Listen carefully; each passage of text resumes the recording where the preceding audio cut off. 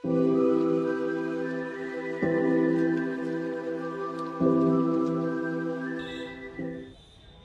বন্ধুরা, আজ তোমাদেরকে নিয়ে যাব আমাদের ভারতীয় মানচিত্রের দক্ষিণের শেষ বিন্দুতে, যেখান থেকে আর কিছুটা জলপথ অতিক্রান্ত করতে পারলেই শ্রীলঙ্কা। তো এখন আমি আছি চেন্নাই এগমোর স্টেশনে। এখান থেকে আমাদের ট্রেন রয়েছে 5টা 20-তে। যে ট্রেনটি আমাদেরকে নিয়ে যাবে সেই ট্রেনের নাম্বার হলো 12-633। ট্রেনটার নাম হলো কন্যাকুমারী এক্সপ্রেস। তো তোমরা বুঝতেই পারছো আমি তোমাদেরকে কোথায় নিয়ে যাব। তো তার আগে দেখিয়ে দিই চেন্নাই এগমোর স্টেশনটাকে ভালো করে তোমাদেরকে। এই দেখো, এখানে দেখতেই পাচ্ছ ক্লক রুম রয়েছে, এখানে ব্যাগ রাখার সুবিধা রয়েছে। তো এর কিছুটা গেলেই দেখতে পাবে টিকিট কাউন্টার রয়েছে, যেখান থেকে তোমরা টিকিট সংগ্রহ করতে পারবে। তারপরেই স্টেশনে ঢোকার গেট পাবো। তো চলো, আমি এখন চেন্নাই এগমোর স্টেশনের মধ্যে প্রবেশ করছি। এই দেখো, এখান থেকে আমি স্টেশনের মধ্যে পৌঁছে যাব। তো আমি এখন চেন্নাই এগমোর স্টেশনে পৌঁছে গিয়েছি। এখান থেকে আমাদেরকে যেতে হবে 6 নম্বর প্ল্যাটফর্মে। তো আমি সিট দিয়ে পৌঁছে যাব 6 নম্বর প্ল্যাটফর্মে, যেখানে আমাদের ট্রেনটি দাঁড়িয়ে আছে। তার আগে বলে দিই চেন্নাই পৌঁছাবে কী করে। তো হাওড়া থেকে চেন্নাই মেল রয়েছে রাত্রির 11:55। ওই ট্রেনটা নিয়ে তোমরা একটা দিন ট্রেনে কাটানোর পরে পরের দিন ভোরবেলা চেন্নাই পৌঁছে যাবে। সেই দিন চাইলে কিছুটা সময় চেন্নাই মেরিনা ব্রিজ রয়েছে, ঘুরে দেখে নিতে পারবে। তারপরে কিছুক্ষণ রেস্ট করে বিকেলে এই ট্রেনটি নিয়ে কন্যাকুমারীতে পৌঁছে যেতে পারবে। তো আমরাও সেইভাবে প্রথমে চেন্নাই এসেছিলাম, কিছুটা সময় মেরিনা ব্রিজে ঘুরেছি আমরা। এরপরে আমরা কি করব, এই ট্রেনটি ধরে কন্যাকুমারী যাব। তো আমাদের ট্রেনটা যথারীতি সময় মতো ছেড়েও দিয়েছে, আর আমাদের ট্রেনটা ঠিকঠাক সময়ে পৌঁছে যাবে। তো আমাদের পৌঁছানোর টাইম আছে 5:30। তো এইভাবে এই দিনটা আমাদের এই 12টা ঘন্টা ট্রেনে কাটাতে হবে। এখন সময় 5:30। আমরা যথারীতি সময় মতো কন্যাকুমারী স্টেশনে পৌঁছে যাই। তো এখন আমাদের পরিকল্পনা হলো কন্যাকুমারী স্টেশন থেকে বেরিয়ে কন্যাকুমারী মন্দির দর্শন, ত্রিবেণী সঙ্গমের ঘাট দর্শন করা। তারপর এখান থেকে আমরা যাব বিবেকানন্দ রক মেমোরিয়াল। এই সমস্ত কিছু ভ্রমণ করে সময় মতো আবার কন্যাকুমারী স্টেশনে পৌঁছে যাব। এখান থেকে আমাদের রামেশ্বরমের উদ্দেশ্যে বেরিয়ে পড়তে হবে।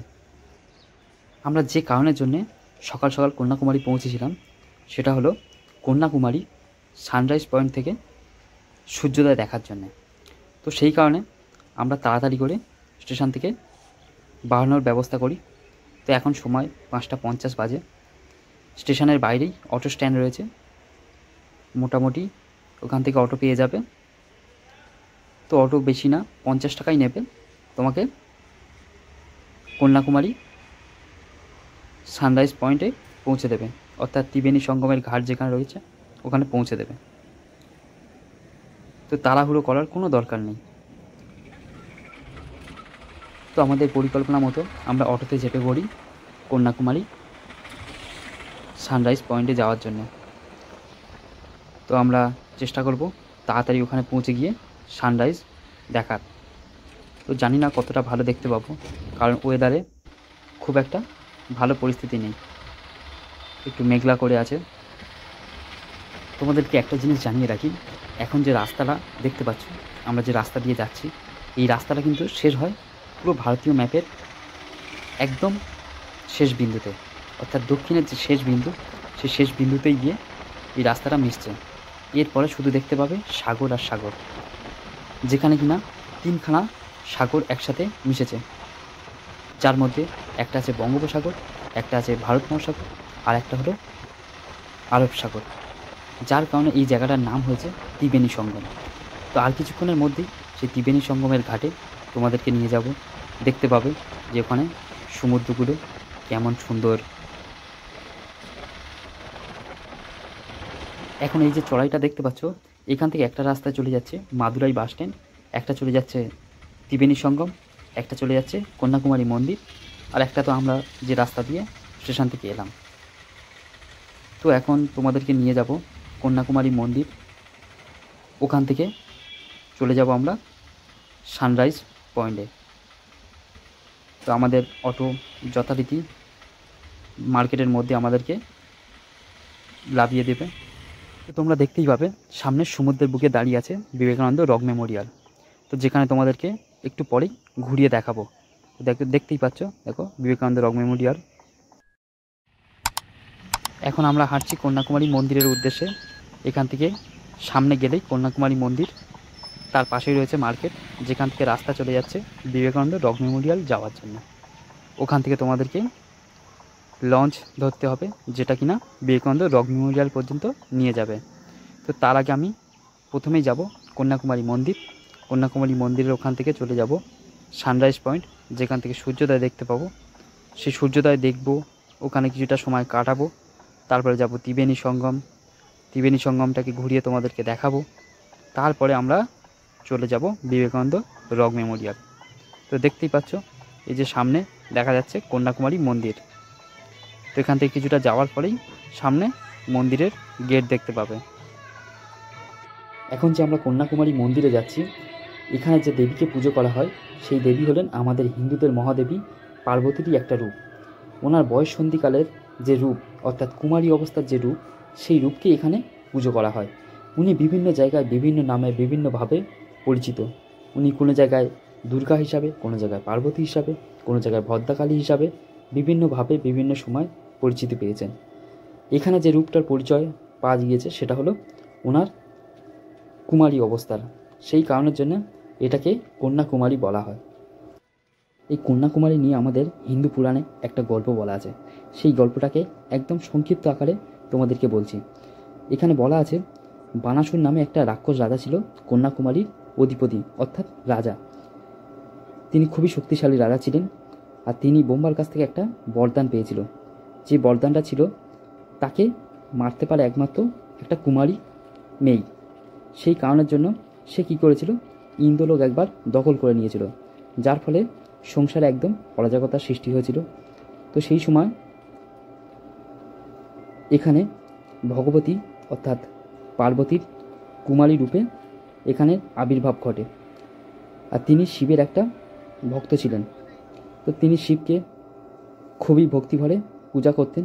তো শিব সেই ভক্তিতে সন্তুষ্ট হয়ে ওনাকে বিয়ে করার সিদ্ধান্ত নিয়েছিল। সেই সময় নারদ মুনি বুঝতে পারে যে উনি যদি শিবকে বিয়ে করে নেয়, তাহলে এই বানাসুরকে আর মারা যাবে না, আর সংসারের অরাজকতা ফিরবেও না। তাই তিনি একটা চালাকি করে ওনাদের বিয়েটাকে ভেঙে ফেলে, যার ফলে তিনি এখানে চিরকুমারী হিসাবে থেকে যায়। আর সেই রাগে দেখতে পায় যে একটা সময় বানাসুর খুবই অত্যাচার শুরু করেছিল, সেই সময় বানাসুরকে তিনি বধ করে দেয়। পরবর্তীকালে বানাসুর বধের সময় বানাসুর দেখতে পায় যে উনি দেবী পার্বতী। তোমাদেরকে তো কন্যাকুমারী পৌরাণিক গল্প শোনালাম। এই গল্প বলতে বলতে আমি কন্যাকুমারীতে পৌঁছে গিয়েছি। এবার এখানে ওয়েট করছিলাম সূর্যোদয় দেখার জন্যে, কিন্তু ওয়েদার খুব একটা ভালো না থাকার জন্যে আমরা সূর্যোদয় তো দেখতে পাইনি। তো এই কিছুটা সময় এখানে আমরা বসে বসে এই পরিবেশটাকে উপলব্ধি করতে থাকি। খুব সুন্দর একটা মনোরম পরিবেশ পেয়েছিলাম, সেই কারণের জন্য আমরা অনেকটা সময় এখানে বসে বসে কাটিয়ে দিই আর দেখতে থাকি এই সমুদ্রের ঢেউ খেলা। তো চলো, এখন আমি তোমাদেরকে নিয়ে যাব কন্যাকুমারীর সমুদ্র পাড়ের সেই সমস্ত দোকানপাটগুলোকে দেখাবো। নিয়ে যাব তোমাদেরকে ত্রিবেণী সঙ্গম। তো এখানে একটা মন্দির আছে, দেখতেই পাচ্ছ। এরপরে আস্তে আস্তে আমি ত্রিবেণী সঙ্গমের দিকে এগিয়ে যাব। তো আমি যে দিনটাতে এখানে পৌঁছেছিলাম সেটা ছিল 21শে জুন, অর্থাৎ যোগা ডে ছিল। তো সেই কারণের জন্য এখানে একটা যোগা শিবিরের আয়োজন হয়েছিল। তো দেখতে পাবে যে দেখো কত ছেলেমেয়েরা এখানে এসে ওই দিনটাতে যোগা করছিল। এই দেখো পুরো একটা অনেক বড় একটা টিম যারা এখানে যোগা করছে, যেহেতু আজকের যোগা দিবস ছিল। তো খুব সুন্দর লাগলো এই দৃশ্যটা দেখে। এটা দেখতে দেখতে কিছুটা সময় আমরা এখানে কাটিয়ে দিই। তারপরে এখান থেকে আস্তে আস্তে সামনেই ত্রিবেণী সঙ্গম আছে, ত্রিবেণী সঙ্গমের দিকে আমরা হাঁটতে শুরু করে দিই। এই আশেপাশেই ত্রিবেণী সঙ্গমের পাশেই এই মার্কেট দেখতে পাচ্ছ, আর এরপরেই কিছুটা যাওয়ার পরেই ত্রিবেণী সঙ্গম। ভিডিওর শুরুতেই তোমাদেরকে বলেছিলাম যে ত্রিবেণী সঙ্গমে তিনখানা সমুদ্র একসাথে মিশেছে। এটা হলো সেই ত্রিবেণী সঙ্গমের ঘাট, যেখানে সামনেই দেখতে পাবে যে বিবেকানন্দ রক মেমোরিয়াল রয়েছে, খুব সুন্দরভাবে দেখা যায় এখান থেকে। আর এর পাশেই রয়েছে ত্রিবেণী সঙ্গমের ঘাট। তো আমি পরিবেশটাকে তোমাদেরকে ঘুরিয়ে ঘুরিয়ে দেখাচ্ছি। দেখো খুব সুন্দর জায়গাটা, ভালো লাগবে তোমাদেরকে। আর এইভাবে নিয়ে যাব তোমাদের ত্রিবেণী সঙ্গমের ঘাটে, যেখানে বলা আছে কি তিনখানা সাগর, অর্থাৎ বঙ্গোপসাগর, ভারত মহাসাগর আর আরব সাগর, এই তিনটি একসাথে মিশেছে। সেই সঙ্গমকে তোমাদেরকে দেখাবো আমি, সেই সঙ্গমের ঘাটটা কেমন সেটাকেও দেখাবো তোমাদেরকে। তো দেখতে পাবে খুব সুন্দর জায়গাটা। এখানে পরিবেশটাও খুব ভালো, ওয়েদারটাও খুব ভালো লেগেছিল। শুধু একটু মেঘ করার জন্যে আমরা সূর্যোদয়টাকে ভালোভাবে উপলব্ধি করতে পারিনি। এছাড়া আমরা কিন্তু পরিবেশটাকে খুব সুন্দরভাবে উপভোগ করেছি। এই দেখতে পাচ্ছ আমি এখন ত্রিবেণী সঙ্গমের যে ঘাটটা, সেই ঘাটে চলে এসেছি। তো এখানে সমুদ্রের খুব ঢেউ থাকে, যার জন্য স্নান ঘাটে খুব কম লোকই করে। দেখতেই পাচ্ছ, ঘাটটা দেখলে বুঝতে পারবে যে পুরো একদম সমুদ্রের ঢেউ লেগে লেগে একদম শ্যাওলা পড়ে আছে। লোকজন যা স্নান করছে সব আশেপাশ থেকেই করছে, ঘাটের এখান থেকে কেউ সাহস করে লেবে স্নান করছে না। তো দেখো ঘাটটা কত বড় আর কত সুন্দর জায়গাটা লাগছে। এই দেখতে পাচ্ছ এখানে পুরোপুরি তিনটে সমুদ্রের স্রোত একসাথে মিশছে। ত্রিবেণী সঙ্গমের ঘাট তো আমাদের দেখা হয়ে গেল বিবেকানন্দ রক মেমোরিয়াল দেখার জন্য। এবার আমরা আস্তে আস্তে এখান থেকে বেরিয়ে যাব। তার মধ্যে এখানে যে সমুদ্র পাড়ের দোকানগুলো আছে সেগুলোকেও আমরা একটু করে দেখে নেব, নিয়ে এখান থেকে চলে যাব বিবেকানন্দ রক মেমোরিয়ালের জন্য। তো এর মধ্যে আমরা একটা টিফিনও সেরে নিয়েছিলাম। টিফিন করতে গেলে এখানে বেশি টাকা খরচাও হয় না, খুব কম টাকার মধ্যে খুব ভালো খাবারও তুমি পেয়ে যাবে এই সমুদ্রের পাড়েই। এখানে তুমি ইডলি পেয়ে যাবে মাত্র 20 টাকায়, বেশ খুব সুন্দর একটা খাবার। 4টে করে তোমাকে ইডলি দিয়ে দেবে, 40 টাকা নেবে, খুব ভালো খেতে লাগবে। তো এই সমস্ত কিছু করার পরে আমি এখন বেরিয়ে যাব। তোমাদেরকে একটা জিনিস জানিয়ে রাখি, তোমরা যদি কন্যাকুমারী আসার প্ল্যান করে থাকো তাহলে বলবো এখানে একটা দিন সারাদিন ভালোভাবে দিলেই তুমি এই সমস্ত জায়গাগুলোকে ঘুরে দেখে নিতে পারবে। আর যদি মনে করো যে একটা দিন এখানে থাকবে সেটাও করতে পারো, তবে একটা দিন সারাদিন দিলেই এরকমভাবে ঘুরে নিতে পারবে তোমরা বিবেকানন্দ রক মেমোরিয়াল, কন্যাকুমারী মন্দির, সানরাইজ পয়েন্ট সব কিছুই ভালোভাবে ঘুরতে পারবে। তো তার জন্য এখানে রাতে না থাকলেও চলবে। আর যদি মনে করো একটা রাত এখানে কাটাবে সেটাও করতে পারো। তো তার জন্যে একটা রাত এখানে কাটিয়ে নেবে, নিয়ে পরের দিন আবার এখান থেকে বেরিয়ে পড়তে পারো চেন্নাইয়ের উদ্দেশ্যে কিংবা রামেশ্বরমের উদ্দেশ্যে বেরিয়ে পড়তেই পারো। তো এখন আমি চলে এসেছি কন্যাকুমারীর সেই মার্কেটের কাছে, যেখান থেকে কিনা বিবেকানন্দ রক মেমোরিয়াল যাওয়ার জন্যে বোট পাওয়া যায়। তো আগেই বলে রেখেছিলাম না যে আমরা বিবেকানন্দ রক মেমোরিয়াল যাব, তো সেই জন্য এখান থেকে যাচ্ছি। এখন লাইন দেব, আর এখানে যেতে গেলে একটা টিকিট কাটতে হয়, যে টিকিটটার মূল্য হলো মাত্র 75 টাকা। আর তুমি চাইলে ভিআইপি লাইনেও যেতে পারো, তাহলে এই টিকিটটাকে তোমার 150 টাকা দিয়ে কাটতে হবে। তো আমরা একটু সময় নিয়ে লাইন দিয়ে গিয়েছিলাম 75 টাকার টিকিট কেটেই। তো দেখতেই পাচ্ছ সামনে লেখা আছে 75 টাকা দিয়ে এন্ট্রি করার। তো এইভাবে কিছুক্ষণ লাইন দিই, দেওয়ার পরে আমরা কাউন্টারে পৌঁছে যাই। সেখান থেকে আমরা টিকিটটাকে সংগ্রহ করে নিই। এই দেখতে পাচ্ছ আমরা এখন জেটি ঘাটের চলে এসেছি। এখান থেকে একটা করে লাইফ জ্যাকেট নিতে হবে, নিয়ে আমরা বোটে উঠতে পারবো। লাইফ জ্যাকেট না নিলে কিন্তু বোটে উঠতে দেবে না। তো সবাইকেই একটা করে লাইফ জ্যাকেট এখান থেকে নিয়ে নিতে হবে।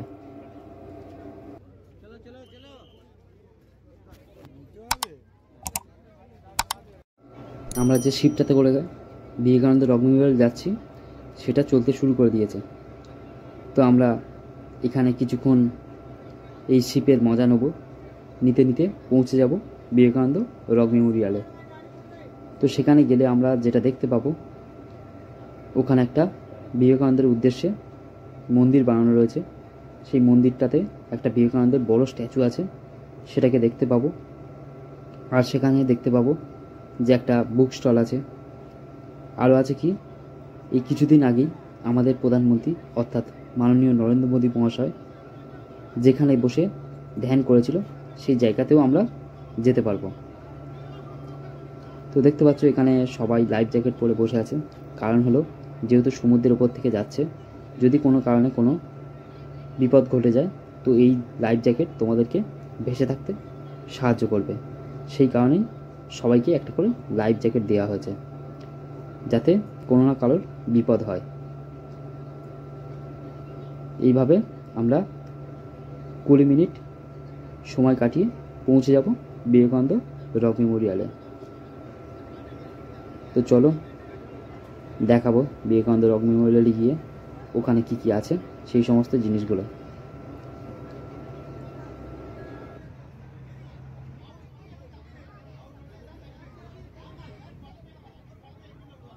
তো দেখতে পাচ্ছ আমরা পৌঁছে গিয়েছি বিবেকানন্দ রক মেমোরিয়াল। তো এখানে প্রবেশ করতে গেলে একটা 30 টাকা দিয়ে টিকিট কাটতে হবে, তারপরেই আমরা এখানে প্রবেশ করতে পারবো। তো এখানে এই এন্ট্রান্স আছে, এখান দিয়ে আমরা পৌঁছে যাব বিবেকানন্দ রক মেমোরিয়ালে। তো দেখতে পাবে বিবেকানন্দ রক মেমোরিয়ালের মধ্যে কি কি আছে। তো দেখো এখানে বলা আছে শিবপদা মণ্ডপম অর্থাৎ মন্দির। এই দেখো এখানে বেশ খুব সুন্দরভাবে দেখতে পাবে যেই একটা মণ্ডপ বানানো রয়েছে। এই যে মণ্ডপটা দেখতে পাচ্ছ, এই মণ্ডপটাতেই কিছুদিন আগে অর্থাৎ আমাদের প্রধানমন্ত্রী মাননীয় নরেন্দ্র মোদী মহাশয় এসেছিলেন। এখানে 2 দিনের জন্য সময় কাটিয়ে গিয়েছেন। এখানে উনি বেশ কিছু সময় ধ্যানেও ছিলেন। সেই জায়গাটাই তোমাদেরকে দেখাচ্ছি। খুব সুন্দর জায়গাটা, যেখানে বসে তুমিও অনেকটা সময় অতিবাহিত করতে পারবে, ভালোও লাগবে। খুব সুন্দর একটা মণ্ডপ, আর এখানের পরিবেশটাও খুব সুন্দর। এই মণ্ডপের মধ্যে গিয়ে কিন্তু কোনো রকম কোনো আওয়াজ করতে পারবে না, একদম শান্তশিষ্টভাবে এই মন্দিরের মধ্যে প্রবেশ করতে হবে। প্রবেশ করে তুমি ঘুরে ভালোভাবে দেখে চলে আসতে পারবে। তো এই মণ্ডপটা সেই ধ্যানের উদ্দেশ্যেই বানানো আছে, যার কারণে এর মধ্যে গিয়ে কোনো রকম আওয়াজ করা বারণ আছে। তো দেখতে পাচ্ছ এটা হলো বিবেকানন্দ রক মেমোরিয়ালের মেন মন্দির, যেটার মধ্যে স্বামী বিবেকানন্দের একটা বড় মূর্তি করা আছে। সেই মূর্তিটা তো ভিতরে ছবি বা ক্যামেরা করতে দেয় না, তাই তোমাদেরকে আমি দেখাতে পারছি না। তোমরা যখন আসবে তো মন্দিরে গিয়ে সেই স্ট্যাচুটাকে অর্থাৎ মূর্তিটাকে ভালোভাবে দর্শন করে নিতে পারবে।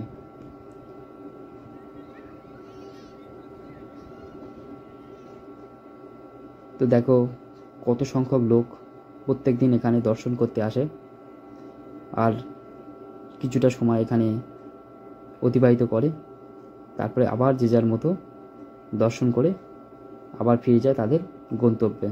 আমরাও সেইভাবে এখানে বেশ কিছুটা সময় অতিবাহিত করি, খুব সুন্দর পরিবেশটাকে উপভোগ করি। আর কিছুটা সময় অতিবাহিত করে আমরা এখান থেকে ফের আমাদের গন্তব্য ছিল রামেশ্বরম, সেই রামেশ্বরমের উদ্দেশ্যে আমরা বেরিয়ে পড়ি। তো দেখো, এখান থেকে তোমাদেরকে সমুদ্রের সেই দৃশ্য দেখাবো, যে সাগরগুলো কেমনভাবে এখানে মিশেছে, সেই দৃশ্যটা এই বিবেকানন্দ রক মেমোরিয়াল থেকে তোমাদেরকে একটু দেখিয়ে দেবো। আর বিবেকানন্দ রক মেমোরিয়ালের চারপাশটাকে তোমাদেরকে ঘুরিয়ে ঘুরিয়ে দেখাবো যে কোথায় কী কী আছে। এই দেখো, এখান থেকে কত সুন্দর একটা সমুদ্রের দৃশ্য দেখা যাচ্ছে। আর দেখো, এটা পুরো একদম সমুদ্রের মধ্যিখানেই অবস্থিত। কত সুন্দরভাবে এটাকে বানানো হয়েছে দেখো। তো আমি অবশ্যই বলবো, কোনো একটা সময় তোমরা এই বিবেকানন্দ রক মেমোরিয়াল ঘুরে দেখে আসবে, দেখতে ভালো লাগবে জায়গাটা। একদম পুরো সমুদ্রের মধ্যিখানে খুব সুন্দরভাবে এটা অবস্থান করছে। তো এই বিবেকানন্দ রক মেমোরিয়ালের পিছনটাতে রয়েছে একটা লাইব্রেরি রয়েছে, যেখানে বিভিন্ন রকম বই সংরক্ষণ করা আছে। তোমরা চাইলে দেখতে পারো, কিনতেও পারো, কোনো অসুবিধার কিছু নেই। দেখে শুনে তবেই কিনবে যদি মনে হয় যে বইটা তোমার দরকারি। তো দেখো, এটা হলো বিবেকানন্দ রক মেমোরিয়ালের পিছন দিক। এই এখন যে তোমরা বিবেকানন্দ রক মেমোরিয়ালটাকে দেখছো, এটা আমাদের ভারতের দক্ষিণতম প্রান্তের কন্যাকুমারীতে অবস্থিত একটি স্মৃতিস্তম্ভ, যেটা একটা জনপ্রিয় পর্যটন কেন্দ্র হিসাবে ধরা হয়। এখানে প্রচুর পর্যটক সারা বছরেই ঘুরতে আসে। তো এটা তামিলনাড়ুর ভাবাথুরাইয়া মূল ভূখণ্ড থেকে প্রায় 500 মিটার দূরে অবস্থিত। দুটো পাথরের মধ্যে একটা পাথরে এটা অবস্থিত। এটা বানানো হয়েছিল 1970 সালে স্বামী বিবেকানন্দের সম্মানে। বলা হয় যে তিনি পাথরে প্রথম জ্ঞান লাভ করেছিল, যেটা কথিত আছে। অনেকটা সময় আমরা এখানে অতিবাহিত করলাম। এবার আমার ফিরে যাওয়ার পালা। এখানে সবাই দেখতে পাচ্ছ লাইন দিয়ে দাঁড়িয়ে আছে ফিরে যাওয়ার জন্য। তারা যে শিপটাতে ফিরবে, সেই শিপটাতে ধরার জন্যে সবাই লাইন দিয়ে দাঁড়িয়ে আছে। এইখানে শু স্ট্যান্ড আছে, এখান থেকে জুতো সংগ্রহ করতে হবে। জুতো সংগ্রহ করে নিয়ে আমরা আস্তে আস্তে চলে আসব। এখানে তো সমস্ত কিছু আমাদের ঘুরে দেখা হয়ে গেল। তো তোমাদেরকে জানিয়ে দিই, এই যে আমরা একদিন সারাদিন এখানে ঘুরলাম, তার জন্য আমাদের কত টাকা খরচা হয়েছিল। তো আমরা প্রথমে চেন্নাই এগমোর থেকে কন্যাকুমারী পর্যন্ত এসেছিলাম 430 টাকার টিকিট কেটে। তারপরে এখানে আসার পরে আমরা যে অটো ধরেছিলাম, সে অটো আমাদেরকে 50 টাকা নিয়েছিল। তারপরে আমরা সকালে এখানে বেশ কিছুটা সময় কাটানোর পরে আমরা একটা টিফিন করেছি। টিফিন করতে আমাদের খরচা হয়েছিল 50 টাকা। তারপরে এই যে বিবেকানন্দ রক মেমোরিয়াল গেলাম, সেখানে 75 টাকার টিকিট কাটলাম, আর একটা প্রবেশ মূল্য 30 টাকা কাটলাম। কাটার পরে আমরা এখান থেকে ঘুরে চলে এসে কী করব, দুপুরের খাবার খাবো। সেই দুপুরের খাবার খেতে আমাদের খরচা হয়েছিল 200 টাকা মতো। তো সেই দুপুরের খাবার খেয়ে আবার আমরা এখান থেকে কিছুটা সময় কাটিয়ে বেরিয়ে পড়ব স্টেশনের উদ্দেশ্যে, কারণ আমরা এখান থেকে আবার যাব রামেশ্বরম। তো সেই জন্যে এখানে সমুদ্রে কিছুটা সময় কাটিয়ে খাওয়া দাওয়া সেরে আবার আমরা স্টেশনের উদ্দেশ্যে বেরিয়ে পড়ব। আরও একটা জিনিস জানিয়ে রাখি, এই যে সমুদ্রের বিবেকানন্দ রক মেমোরিয়াল দেখলে তার পাশাপাশি একটা মূর্তি ছিল, যেই মূর্তিটাকে আমরা ভাল্লুভার স্ট্যাচু বলি। তো এইভাবে সারাটা দিন আমাদের কন্যাকুমারীতে কেটে যায়। সমস্ত কিছু দর্শন করার পরে আমরা কিছুটা সময় সমুদ্রের পাড়ে অতিবাহিত করি। তারপরে আমরা আস্তে আস্তে স্টেশনের উদ্দেশ্যে রওনা দিই, কারণ আমাদের ট্রেন ছিল ফের সন্ধ্যে 6টার সময়। তো সেই ট্রেন ধরে আমরা মাদুরাইয়ের উদ্দেশ্যে চলে যাব, সেখান থেকে আমরা রামেশ্বরম যাব। তো সেই মাদুরাই যাওয়ার জন্যে আমরা স্টেশনে চলে আসি। তো আমরা যে ট্রেনটা ধরেছিলাম মাদুরাই আসার জন্যে, সেই ট্রেনটার নাম্বার ছিল 12-634, যে ট্রেনটা আমাদের ভাড়া নিয়েছিল 205 টাকা। তো সেই ভাড়া দিয়ে আমরা মাদুরাই পৌঁছে যাই, কারণ এখান থেকে ডিরেক্ট ট্রেন মণ্ডপম পর্যন্ত থাকে না, অর্থাৎ রামেশ্বরম যাওয়ার জন্য থাকে না। তো সেই জন্যে আমরা মাদুরাই যাই, মাদুরাই থেকে আবার আমরা মণ্ডপম যাওয়ার জন্যে অন্য ট্রেন ধরে আমরা রামেশ্বরম পৌঁছাই। তো বন্ধুরা, বলো আমার ভিডিও কেমন হয়েছে, তোমাদের কতটা ভালো লেগেছে। যারা ইউটিউবে দেখছো অবশ্যই আমার চ্যানেলটাকে সাবস্ক্রাইব করে দিও, পরবর্তী ভিডিও এইরকম সব দেখতে পাবে। তো তার জন্য বেল আইকনে প্রেস করে রেখো পরবর্তী ভিডিও সব নোটিফিকেশান পাওয়ার জন্য। আর যারা ফেসবুকে দেখবে অবশ্যই আমার পেজটাকে ফলো লাইক করে দিও।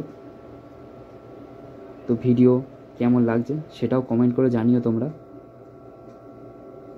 যদি কোনো রকম এই রকম ট্রাভেল ইনফরমেশান দরকার থাকে তোমাদের, তো আমার সাথে অবশ্যই যোগাযোগ করতে পারো। আমি চেষ্টা করব তোমাদের যতটা সম্ভব কম খরচের মধ্যে কিভাবে এমন সমস্ত জায়গাগুলোকে ঘুরতে পারো সেই সমস্ত প্ল্যান বানিয়ে দেবো।